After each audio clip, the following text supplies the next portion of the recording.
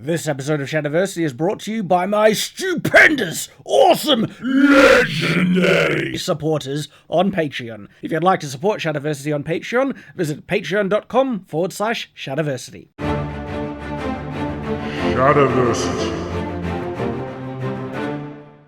Greetings, I'm Shad, and welcome to my in-depth review of the Halo Energy Sword. Now this is a prop that I made out of plywood for the purposes of this video, in which I'm going to apply my background in historical swordsmanship and my deep interest in historical weaponry overall in an in-depth analysis of this weapon to see how practical and functional it really would be if it actually existed. Let me just say before I get into the in-depth review of this weapon is that the main reason why this weapon is designed the way it is because it looks cool. I get that, okay? That fact is not lost on me one bit. This is a very cool looking design. In terms of visual balance, okay, this looks very, very cool, but it doesn't mean it's functional or effective. It might be, but let's get into a really in-depth analysis to see if this design is any good. Now, the Halo Energy Sword has to be one of the most popular energy swords in pop culture, second only to the lightsaber. In fact, I've done a whole video review and analysis of the lightsaber already on my channel, so if you're interested in checking that out, I'll put a card there and a link in the description below.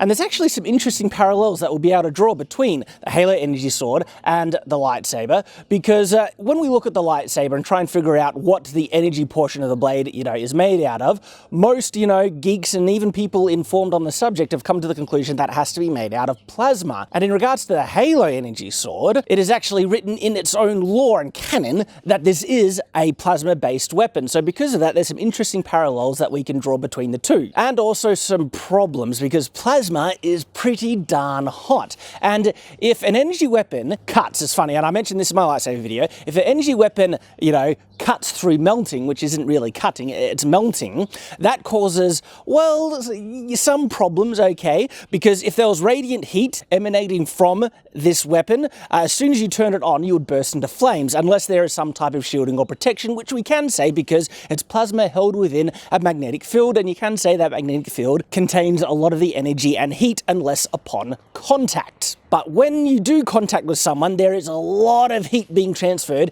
into the target. And as a result, that would cause some pretty messy results.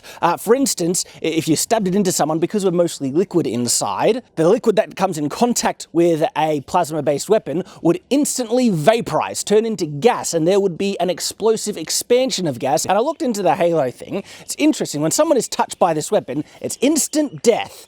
I find that significant. That could actually explain some of the interesting, issues and problems in regards to plasma-based weapons. But that touch-kill functionality could kind of be one way of looking at, the explosion. But you don't really see people exploding. In fact, this weapon can literally cut, and it says it even cauterizes as it cuts. And so we're not actually seeing the result of what would really happen if this whole weapon was made out of super hot plasma. What's interesting, though, the 10 kills that you get with this weapon does not seem to be exhausted when the weapon comes in contact with, say, walls or things, because in the game you can go up and try and hit a wall and stuff. Does that exhaust the energy? Doesn't look like it. So there could be kind of like a regulator inbuilt that is able to sense if the blade comes in contact with organic flesh. And as soon as it comes into organic flesh, it then sends the larger amount of plasma or something into the person, causing the instant kill.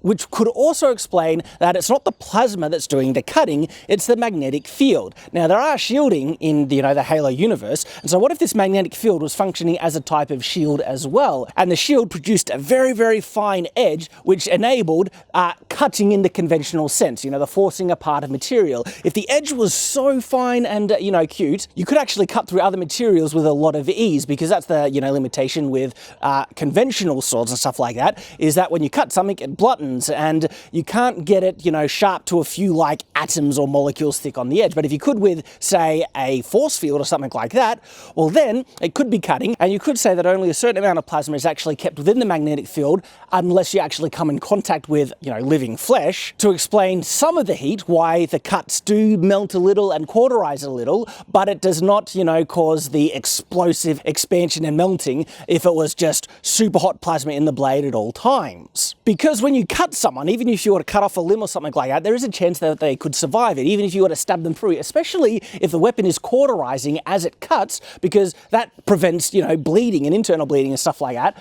And so the mentality could be, well, we want a weapon that can cut to get through armor and stuff, but when we actually hit the flesh, we want it to kill them instantly. And so this regulator could be in this weapon that it cuts through the, you know, the armor, and looking up some of the lore, it looks like it cuts through the shielding, more so due to the magnetic field that it produces, you know, energy shielding I'm talking about, and it cuts through the armor. As soon as it comes into contact with someone, it then just ramps up the plasma and sends this massive, you know, kind of plasma wave into the person, causing complete death, because if that heat gets transferred into someone, or you have, you know, the vaporization of the internal, you know, liquids in your body, and you explode, basically, instant death. So there are actually logical ways to explain how this could be a fully based plasma weapon and not run into the same issues that we're kind of finding with the lightsaber. So there's some good points there in regards to that. And it's funny that that essentially comes from a game mechanic. You know, you have 10 like solid kills with this weapon, and then the energy is just exhausted. Now, the fact that you only get 10 solid kills with this weapon is a limitation, but it is 10 kills. And if the fact that this weapon can clash with other energy weapons of its own kind, I'm struggling with this grip. I'll come to its design in a second. But if you could clash with other weapons of this type, and even other, you know, material like metal and things like that, and its energy isn't being exhausted there, it still means that this weapon retains a high level of functionality in which you're able to kind of, you know, get in there and fight with someone with this weapon and not have it exhaust on you or run out of energy only until you get those 10 actual kills, where it suddenly lets out a burst of energy which depletes its energy supply by generally 10% each hit. And on top of that, I like that there are logical limitations, especially when we're trying to make things feel a bit more realistic, because we don't have that on the lightsaber. The lightsaber's energy source seems to be infinite, and if people, you know, try and say that, oh, it's the Force, it channels the Force through the world around you, everything seems a little dumb, but okay, maybe. You see non-Force users use lightsabers, but they say, no, it draws in the Force energy, the latent Force energy from the person without them realizing it, and because the Force is everywhere, it draws in the energy from the Force. All right, whatever. I think like it feels more realistic to have an energy weapon with a limited energy source that runs out. So points to the Halo energy sword as a result. The next thing that I should address is the kind of elephant in this discussion analysis is that, is this even a sword? I mean, it doesn't... Okay, I'll certainly give it this.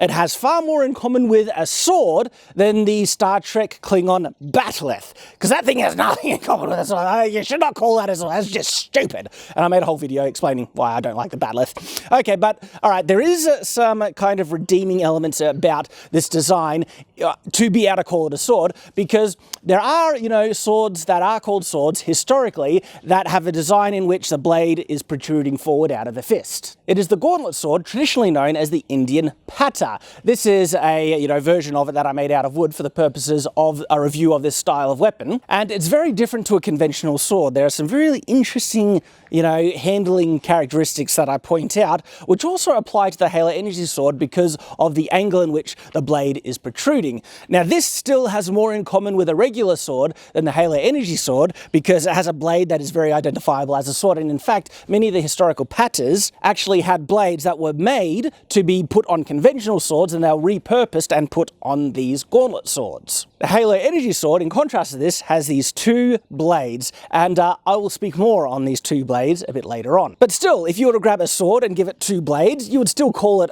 a sword, in my opinion. It would be a weird kind of sword, but it would still qualify as a sword, and so because this, okay, I think we can get away with calling it a sword, but not the Klingon bat'leth. Not at all. I think it's not a sword. And we could call it a sword because in the way that you use it, it does function somewhat like a sword in that you can cut and also thrust. So yes, okay, all right, sword. I agree. But what about its design? Okay, because this is interesting. Now, there are obviously some caveats to mention that this was designed for an alien race, the Sangheili specifically, and so of course it was designed for their, you know, hand as opposed to a human hand, because I'll tell you what, this thing, like, I made this with the correct proportions of, you know, the Halo energy sword, and this handle is not ergonomically comfortable in anything at all. Which makes sense. I'm not criticizing as a result of that. I'm just pointing out that for a human holding it, it's very uncomfortable for a couple of reasons. This gap here, which separates the fingers, is very, very uncomfortable because where you want to grip it is further down, but do you see my hand? Is there a gap in between my fingers here? You know, also live long and prosper. No, it's not, okay? And so when you grip the handle, it's forcing those fingers to go apart, which hurts, okay? It legitimately hurts, and especially because my prop has weight to it, it's made out of wood, gravity is pulling it down here, and so I need to use this leverage point to pull it back up, and so all the weight is pushing down on my finger, which hurts. This, of course, would not exist with a real one because the blade portions are made out of energy, which would have nearly no weight or, you know, no real discernible weight when you hold it. But then there is this kind of curve right here at the bottom. Now, when you look at many types of handles that are made to be ergonomically, you know, comfortable for a human hand, this protrusion, this bump, is usually on the lower part of the handle. Just have a look at many gun handles. And so where your hand wants to sit, and I'll go this way so you can see, where our hand wants to sit, because the bulge on the thumb wants to sit in that crevice right there, which offsets it from where you want to grip it, because the fingers want to go here, even though that's probably uncomfortable, and then that bulge starts pushing in right here on the thumb, which also hurts as well. And so the most comfortable place to grip this weapon, if a human was to grip it, was to be here. Because humans do use this weapon in Halo, I actually think they should be holding it like this. You still get the leverage point on the bottom finger, and so you wouldn't really need the leverage point because of the blades being made out of energy. But still, when you come in contact with something and there's force pushing against it, that's when you would want some leverage. And so having the, you know, pinky hooked under there gives you that. It fits more ergonomically into your grip. And so the only odd thing is that the blades are off center to your fist, but that doesn't really matter. It's not going to affect much in combat at all. And so just for my own comfort, I am going to be holding it like this instead of like this for the rest of this video. Of course, everything that I said doesn't apply to the Sangheili because they have two opposable thumbs, which wrap around on either side, and two main fingers. And their two fingers are spaced further apart, creating like a gap right there in between, which sits on either side of this. So this should be a lot more comfortable for the Sangheili than for a human. Now we come to the actual proportions of this weapon. Is this like an effective and logical design for a weapon, for a melee weapon? No, it's not, okay? Well, there are some ways we can explain it, which does make logical sense, which I'll come to. So before we get there, I just want to explain why there's a couple of illogical problems with this design. First thing, why are there two blades? Okay, for every use and function of this weapon, you would be able to do that just as easily with one blade as with two. And if that was the case, could we pose the argument that only one of these blades would use half the energy to maintain it, and also when the energy is, you know, expelled into a person? Maybe not, because if the amount of energy that is used when you strike someone is specifically regulated to do an instant kill at every single time you strike someone, it should then be using the same amount of energy even if it was being funneled through one blade than with two. And so if it can maintain two of these blades without using as much energy as if it was using one, well, getting more surface area and having a larger weapon increases the chances of you hitting your opponent. So in that sense, maybe that is why there are two blades. For instance, if you go to punch someone and your attack was off, you know, the center line, and you hit with the side. Now, if this blade wasn't here, you would miss completely, but because it's wider, there's a higher chance you can strike someone on the sides of this weapon when you throw a punch. So that's an advantage to having it wider. But then why is there a split? Why don't they just make this a solid beam? Is it a limitation because the magnetic field has to be looped in one way and it would go over, but then they could have projected the magnetic field from above the fist and have a flat kind of, you know, blade that's wide, and you get the higher chances of striking someone. Now, people have said that the split in this weapon is to catch other weapons, like, you know, parrying daggers and stuff like that. And of course, you know, obviously I'm referring to the game theory video where they compare Halo Energy Sword to a lightsaber. No, there's a big problem with trying to catch another weapon in between this one, is that there's no guard on the hand. And I'll use a real sword to demonstrate this, don't worry, I won't cut myself. But if a weapon comes down and starts to slide in the middle, what you generally need to do when you try and catch a weapon that has prongs on it, you twist the weapon and lock it this way, okay? But if there's nothing stopping further sliding, there's generally not enough friction to stop that, and so the weapon will just come down and cut not only into the hand, but into the actual handle that's housing the energy and the battery power for this weapon, which probably could cause a catastrophic failure and an explosion. And so catching weapons in between these blades would only ever functionally work if there was something stopping the blade from running down into your fist. But even then, there's a big problem with trying to catch it in between the two blades of this weapon. It's that the opening between these two blades is so small. I mean, do you see this? Okay. Even like, you know, the actual Halo weapons, not very large at all. And the other thing is, the opening is placed very far away from your fist. Now, this is important because if I move my hand this much, if something is close to my hand, it's only moved a small amount. But extend that to a weapon that's longer. I move that much. See how much the tip is now moving for the same ratio? That means trying to aim and regulate the tip from a weapon is much harder. And so if you have a blade coming in, trying to aim that blade and hit right in between that gap and then trying to catch it, very difficult. Good luck trying to do that, okay? And because of that, weapons that are actually designed to catch an opponent's blade, one, they're generally small weapons, so you get far more control and you can gauge the distance and trajectory of these blades coming in and catch it in. So if you look at a sai or even a parrying dagger, what you'll also notice is that the prongs are spaced far further apart than the space you have here.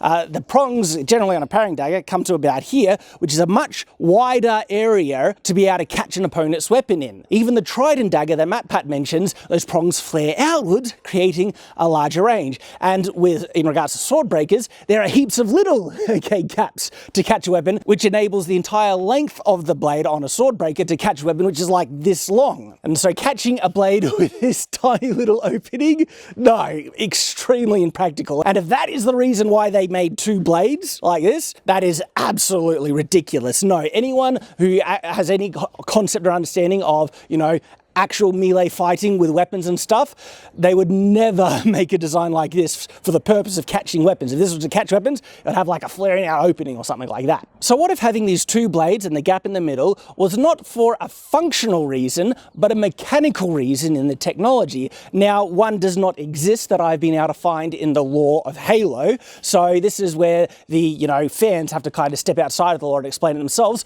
And if a fan ever has to do this, to step outside of a movie to try and explain plot holes and stuff like that, as a result of sloppy writing. Okay, just saying. And then even if fans step outside of the lore, if they still can't rectify it, that means the actual design of the weapon itself is doubly stupid. But when we step outside of the lore and try and explain, could there be a functional reason why this has two blades with the gap in between?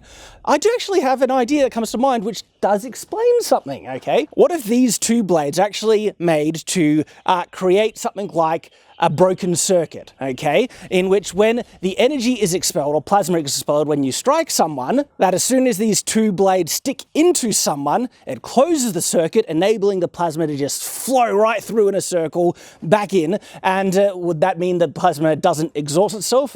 Maybe. There's holes to this theory. And the other problem to this theory about the fact that this could be a broken circuit system is that you can kill people with this weapon when you strike them on the edge, and when you actually hit someone like with, you know, a sideward strike, because in the actual Halo game, you have the lunge attack, which is, you know, the big kind of punch or stab, but then you can also hit people with just a regular slice. And the slice is, you know, supposed to cut people in half as well and kill them instantly. And if you're hitting someone here, the flesh isn't functioning to bridge the gap, to close the circuit. But what if, all right, let's jump into some even more pseudoscience here. What if it isn't like a circuit, but it's just the flow of plasma or something like that? To release the plasma in such a strong burst, having two blades regulates the flow or something like that. So this is very mumbo-jumbo-y. But even when you hit someone on the side, okay, there needs to be two kind of blades in which the plasma is projected from to regulate it properly, to protect the wielder or something like that, right? Because remember, it's when you actually strike someone that you deplete some of the energy storage, which means most of the energy is being expelled when you hit someone. So something is happening when you actually strike someone. And yeah, is there a functional mechanical reason why the two blades exist for that reason? That could explain it. I haven't read such an explanation anywhere in the Halo lore. And in fact, that idea might be contradicted in the very fact of what they're trying to explain how this weapon works, that it cuts through, you know, just with plasma or something like that. And of course, plasma, like, we've been very pseudoscience-y and stuff like that, because I don't think plasma has those limitations. If you are just hitting someone with, an electromagnetic field or something like that, it's containing a plasma field or stuff like that, then the plasma is being projected in a very large, powerful quantity when it is able to register and actually striking flesh, right? I don't see any reason why you would need to have two blades doing that as opposed to one. Because this gap in between is honestly a weakness. Like it's a big glaring weakness that exists in the Halo universe. Because you know how I was saying it's very difficult to intentionally trap someone's sword whenever you want to, okay, like that? All right, having said that, in natural flow of combat, it's not a high chance, but it's a chance enough to be a big problem, because as soon as a blade slips in between here, you're dead, okay? It'll slide down, hit your fist, game over. And so even the small chance of that happening, you would not want to happen at all. And so the design, you would fill this in completely. Like a more logical design for the Halo Energy Sword, trying to keep in mind all the other things like that, the ergonomics of the alien handle and stuff, is to have the energy portion fill in the middle and have it be one kind of wide blade like this. There we go. Look at that, the magic of editing. And finally, the last point that I want to do in my in-depth analysis of this weapon is the angle in which the blade is pointing from where you're grasping or holding the weapon, okay? Like I said, it has been done on historical weapons before, like the Indian Pata, but that doesn't mean that's the best design. In fact, if you go watch my video, Underappreciated Historical Weapons, the Gauntlet Sword, I explain how awkward it is to fight with, and it really limits your range of movement. This energy sword is not as limited as the Pata, because the Pata, the weapon, is actually clamped onto your forearm, which prevents the wrist from doing this, okay? This could be a problem with the energy sword, because guess what you have right there, all right? If you go up and that hits your wrist, especially going down, which is very easy to do, you're dead. Okay, or what? Does the regulator prevent energy coming from down here? But if these are doing nothing, what's the point? Why is the energy field being projected there? No. It'd be much better if the energy blade was projected forward from the fist without any protrusions hitting the fist, which I actually think is done on this specialized, energy sword. Yet still, this added range of motion that you have from the wrist, okay, like you're here and you can, do this, okay, that's all wrist action right there, and is very useful in terms of swordsmanship, because you can angle the blade, okay, especially doing like that, because being able to angle, see where this is? See how I'm holding it like this? Being able to angle the blade in combat is very useful, because you need to be able to move this into the position to intercept the opponent's weapons. That's very hard to do with the Indian Pata, because it disables all wrist mobility. It's only from your forearm. And then you get the added advantage that you're able to produce power from your forearm in wide strikes. It would put more stress on the wrist when you come in contact with something, because it's the wrist preventing, upwards. But that's the same with regular swords in and of itself. So you get the added advantage of the striking. Even though you get a decent level of mobility, you get more mobility out of the conventional sword design. And that is a handle right under the blade. It's a lot easier to make, because there's already a handle on blades, essentially. You just keep that portion blunt, and there you go. Handle all ready to go. Fixing a blade that's going out like that requires a lot more fiddling and things, and it's more difficult. So this is just a lot easier just to start off with. But then you get far more articulated movement, okay? Being able to hold it on a 90-degree angle, very, very useful, because then you can come right down on strike, something like this, and you're able to protect your center line a lot easier. Now, a counter to this is that the aliens have two opposable thumbs, one on the top, one on the bottom, and so they can hold things upside down as easy, what we would call upside down, as we would hold things up. And what I mean to say here is that this creates an assumption that having two opposable thumbs would then create no preference to having items placed above or below the fist, which would then create a natural design mentality of having things centered on the fist and protruding forwards out from it. Because there's another reason why we position things in an upwards facing angle from our own perspective, okay? It's that our head is above our hands and our arms are made to bend this way, okay? If your elbow was bent on the other thing, and so I would be like bending up like this, it would be a lot more awkward to do things. And then in regards to weaponry and guns, because our head is positioned above our hand, it makes a lot of sense to put the main meat of the gun above the hand so we can line it up with our eyes and aim. If it was underneath, and if the gun was kind of pointing out this way, we have our arm in the way of the front of the gun to aim, and that's just a big problem. And so even if your hand was structured in such a way in which the side of the way you held things didn't really matter, the rest of your body's structure and makeup would help determine the way you would design things that you hold it. And because the Sangheili have similar things like their head is above their shoulders and their arms seem to bend in the same way that humans' arms do, their weapon design actually, I don't think, would organically evolve into the way that you kind of see it, where there's a weapon there and a weapon there, because I think they've done that way because of their hand structure. No, I think their weapons would be fairly similar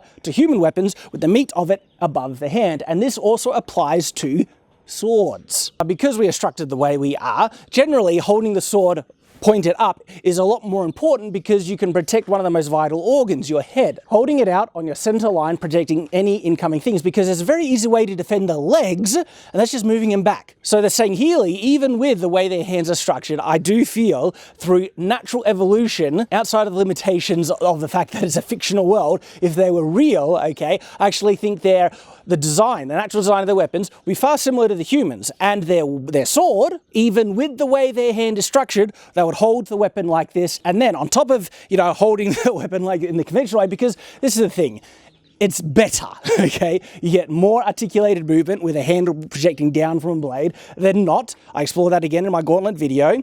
And the center part would be filled in. It would be one solid blade unless there is that weird kind of mechanical limitation which necessitates having a gap in between. Actually, there's one more part that I need to talk about in regards to this weapon's design, and that is how you would want to fight with it based on how it kills people. Because this is very much a one-hit kill weapon, okay? You just need to touch them, and when you touch them, they die. If that's the case, we run into the same things that I was explaining about the lightsaber in my review of how Jedi fight with their swords. If you're just wanting to touch your opponent, this is going to be much longer, okay? Because one, you want to keep the opponent as far away from you as possible, and so throwing the point in their direction is a good way of doing that. And you want to be able to strike them as quickly and easy as possible. And on top of this, having a longer blade, this would also give a massive advantage in cutting, because it increases the ratio in which you can strike your opponent significantly. And just like with the lightsaber, we come to the rapier, okay? Now, this rapier is not a one-kill weapon, but getting that point into someone was the main priority with the way the fighting styles were developed around it. And so you have extended guards with the Halo Energy Sword, because you can kill someone just easy with cuts, just like with the lightsaber. Even wide swings, okay? Because the blade is so long, it's actually a lot easier to hit someone with a wide slash than with a very fine thrust. And then having the weapon come out of an angle, okay, holding it this way instead of protruding like this, is very advantageous with this style of fighting, just trying to touch someone, because you can hold the weapon at an angle, kind of hook in around their defense. And so if their weapon is here, you can just try to go around and hit like that. Of course, you would want a way to defend them, the weapon hitting you in return if you get behind it. But if it's a quick one and you do it on the side and their weapon then misses you, okay, moving yourself away from their center line, absolutely. So being able to do these complex thrusts, okay, with this weapon would enable you to be able to hit your opponent far more so because you're holding it this way. You can't do that with the Halo Energy Sword as it's currently designed. The main priority is just touching your opponent. And so again, like it's hard to angle it like that way because you're holding it in this position. So yes, being able to do that and kind of going around and actually having far more articulated movements if you're holding a blade like this, much, much better. And there we go. This has been a super in-depth analysis of the Halo Energy Sword from every single angle that I can think of and every thought that comes to my mind when I really try and analyze this from a basis of historical swordsmanship and real-world melee weapons. There are some problems with it, okay? There are some flaws in its design, some big ones, But then again, there are some things that make a lot more sense than, say, other energy weapons like the lightsaber. I really like the 10-hit limitation it has, because that explains some of the problems with it being a plasma-based weapon. This can still be a plasma-based weapon based on the mechanics that exists in the lore, but then we have